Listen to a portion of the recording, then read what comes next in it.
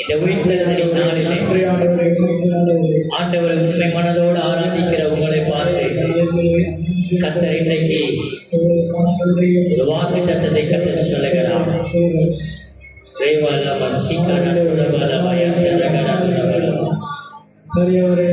அன்னைக்கு இயேசு இருந்து போதித்த வசனங்களை சீசர்கள் கூட மறந்து போனார்கள். அவர் மரிப்பார், அவர் மறுபடி உயிரோடு எழுந்திருப்பார் என்பதை மறந்து போய் துக்கமுகமாய் இருந்தார்கள்.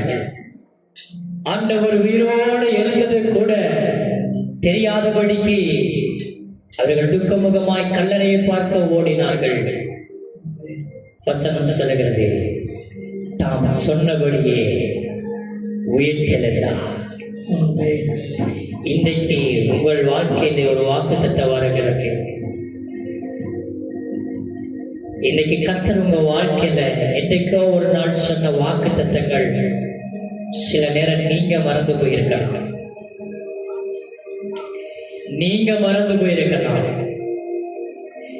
என் வாழ்க்கையில் இந்த வாக்குத்தத்தங்கள் நிறைவேறுமா, என் வாழ்க்கையில இது நடக்குமா நடக்காதா என்று சொல்லி நீங்கள் சோர்ந்து போயிருக்கலாம்.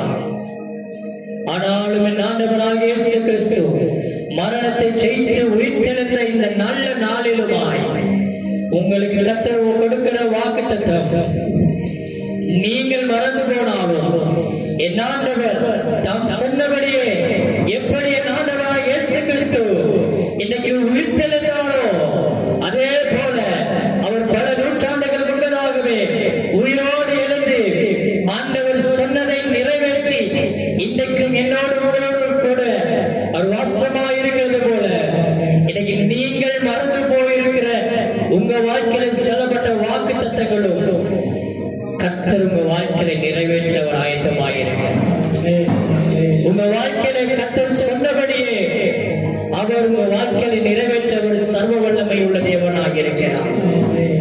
அவர் பொய் சொல்ல மனிதன் அல்ல. உலகம் நினைத்தது அவர் பொய் சொன்னார். அவர் மரித்து போய்விட்டார்.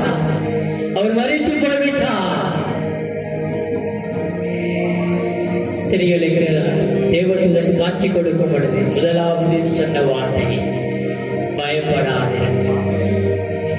பயப்படாதிருங்கள், அவர் இங்கே இல்லை, தாம் சொன்னபடியே